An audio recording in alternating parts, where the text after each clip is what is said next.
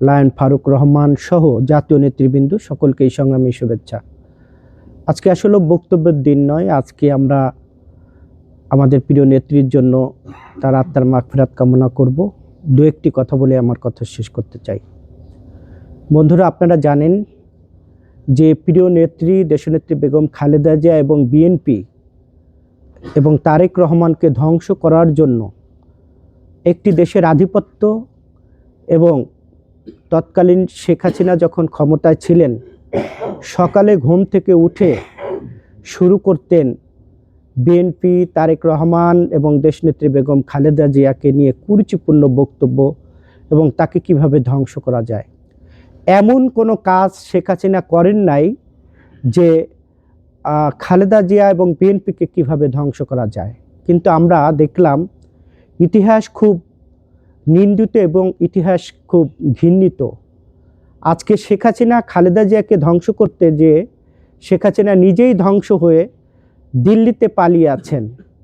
আর আমাদের প্রিয় নেত্রী, যাকে সারা বাংলাদেশের কোনো মানুষের দাবি ছিল তিনি যখন অসুস্থ ছিল তাকে চিকিৎসা দেওয়ার জন্য, বিএনপি থেকে দাবি ছিল, সকল রাজনৈতিক দল থেকে দাবি ছিল, গণমানুষের যে দাবি উঠেছিল সেই দাবিকে উপেক্ষা করে শেখ হাসিনা তুচ্ছ তাচ্ছিল্যতাভাবে দেশনেত্রীর বিরুদ্ধে কুরুচিপূর্ণ কথাবার্তা বলতেন। উনি যে ধরনের কথাবার্তা বলতেন সেই কুরুচিপূর্ণ বক্তব্য আমাদের প্রিয় নেত্রী আমাদের শেখায় নাই, আমরা সেই বক্তব্য দিতে চাই না। কিন্তু বিষয়টা হলো, যেই ব্যক্তিটি দিনের ভোর রাতে করে তাহাজ্জুদের নামাজ পড়ে মানুষের সঙ্গে মিথ্যা কথা বলতো, খুন করত, গুম করত, রাষ্ট্র ক্ষমতায় থাকার জন্য, আরাম আয়েশে থাকার জন্য, তার পরিবারকে নিয়ে থাকার জন্য, সেই মানুষটি যখন ইতিহাসে ঘৃণিত হিসাবে এবং ধ্বংস হয়, তখন আমি একজন রাজনৈতিক কর্মী হিসাবে খুব হতাশ হই।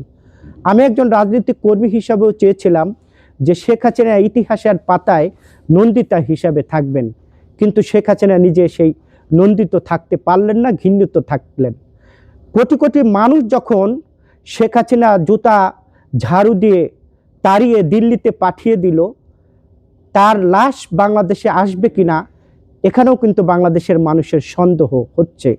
কিন্তু যেই নেত্রীকে তিনি ধ্বংস করতে চেয়েছিলেন সেই নেত্রী জাতীয় ঐক্যের প্রতীক হয়ে উঠেছেন এবং তার জানাজায় প্রমাণ করে যে কোটি কোটি মানুষ আর্তনাদ করেছে, আফসোস করেছে, কান্না করেছে, তার মধ্য দিয়ে প্রিয় নেত্রীকে বিদায় দিয়েছে। বিদায় যেদিন দিলেন সেদিন রাষ্ট্রীয়ভাবে তার কবরে সাধারণ মানুষের যাওয়ার অনুমতি ছিল না। কিন্তু আমি দেখলাম তার পরের দিন যখন 12টা বাজে উন্মুক্ত করে দেওয়া হলো, সেখানে গণমানুষ কিভাবে দৌড়ঝাঁপ করছিল একবার প্রিয় নেত্রীর কবরে, যে কবরটাকে জিয়ারত করবে। এটাই হলো দেশনেত্রী বেগম খালেদা জিয়া। সেখানে কিন্তু শুধু বিএনপি ছিল না, সেখানে বাংলাদেশের আমি দেখেছি প্রবীণ রাজনীতিবিদ যারা বিভিন্ন রাজনৈতিক দল আছেন তারাও কিন্তু সেখানে গিয়েছিলেন। কি অত্যন্ত চমৎকারের যে বিষয়, আমরা যারা রাজনীতি করি আমাদেরকে একটু ভাবার উচিত বলে আমি মনে করি যে দেশনেত্রী বেগম খালেদা জিয়া শিখিয়ে দিয়েছেন রাজনীতি কিভাবে করতে হয়, যার কারণে কোটি কোটি মানুষ তার জন্য আফসোস করেছে, আর্তনাদ করেছে, কান্না করেছে আজও পর্যন্ত। আজকেও আমরা মাজারে গিয়েছিলাম, দেখলাম যে হাজার হাজার মানুষ সেখানে, আমরা ফুল দিতে পারছি না, মোনাজাত করতে পারছি না, এমন পরিমাণ মানুষ, শিশু থেকে শুরু করে বৃদ্ধ থেকে শুরু করে সকল শ্রেণী পেশার মানুষ এসেছেন। আর তারেক রহমানকে শেখ হাসিনা ধ্বংস করার জন্য এমন কোনো কাজ নাই করেছিলেন এবং তিনি দাম্ভিকতার সাথে বলেছিলেন, বাপের বেটা যদি সাহস থাকে তাহলে দেশে আয়। শেখ হাসিনা দিল্লিতে মোদির কোলে বসে আরাম আয়েশ করছেন, কিন্তু একবার একটু ভাবুন যে ইতিহাসে আপনি কতটা ঘৃণিত হিসাবে আছেন। বেগম খালেদা জিয়ার কাজের মেয়ে ইতিহাসে স্বর্ণ করে নাম লেখা থাকবে, কিন্তু আপনার নাম লেখা থাকবে না। কিন্তু যেই ব্যক্তিটিকে বলেছিলেন যে বাপের বেটা দেশে আসো, সেই বাপের বেটা দেশে এসেছে, কোটি কোটি মানুষ ফুল দিয়ে তাকে বরণ করেছে, আর আপনাকে কোটি কোটি মানুষ জুতা দিয়ে নিক্ষেপ করে আপনাকে দেশ থেকে তাড়িয়ে দিয়েছে। এটাই হলো খালেদা জিয়া, এটাই হলো তারেক রহমান, এটাই হলো বিএনপি। আমি কথা বাড়াবো না, যে কথাটি বলে শেষ করতে চাই, আমরা যারা রাজনৈতিক কর্মী আছি, রাজনীতি করি, আমি সকলের প্রতি আহ্বান জানাবো, অনুরোধ জানাবো যে আসুন আমরা বেগম খালেদা জিয়ার মতো রাজনীতি করি।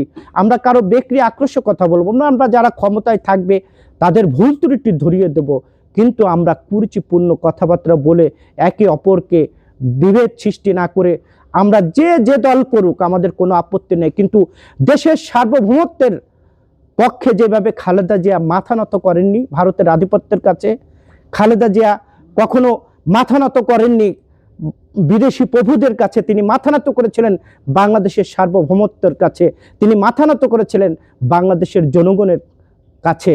আমরা এমন একটি বাংলাদেশ দেখব আগামী দিনে, দেশনায়ক তারেক রহমানের নেতৃত্বে যেই সরকার প্রতিষ্ঠিত হবে, সেই সরকারের জন্য আমরা আর দেখব না সীমান্তে আমার বোন ফেলানের লাশ কাঁটাতারে ঝুলে থাকে। আমি দেখব না আমার মা সেই কোর্টের বারান্দায় তার সন্তানের জন্য আত্মনাদ করে। আমি দেখব না আমার বোন তার ভাইয়ের তার স্বামীর জন্য রাস্তায় রাস্তায় ঘুরে বেড়াবে, একটু পরে শুনবে তার স্বামী গুম হয়েছে। এমন বাংলাদেশ দেখব না। আমি এমন বাংলাদেশ দেখব না যেই বাংলাদেশে গুমের ঘর থাকবে, আয়নার ঘর থাকবে। আমি একটি নিরাপদ বাংলাদেশ দেখব, যেই বাংলাদেশে সকল দল বল নির্বিশেষে রাজনীতি করবে, তাকে আর সেই গায়েবী মামলা খেতে হবে না, গুমের ঘরে যেতে হবে না, খুনের ঘরে যেতে হবে না। আমরা আসুন আজকে আমরা দেশনেত্রী বেগম খালেদা জিয়া দোয়া করি এবং শপথ করি আমরা সুন্দর বাংলাদেশ নির্মাণ করব, যেই বাংলাদেশে সকল রাজনৈতিক দল সকল শ্রেণী পেশার মানুষ সকালে ঘুম থেকে হাসি দিয়ে যার যার কাজে যাবে। সেই বাংলাদেশ গড়ার লক্ষ্যে আমরা শপথ করব আজকে। সকলকে ধন্যবাদ।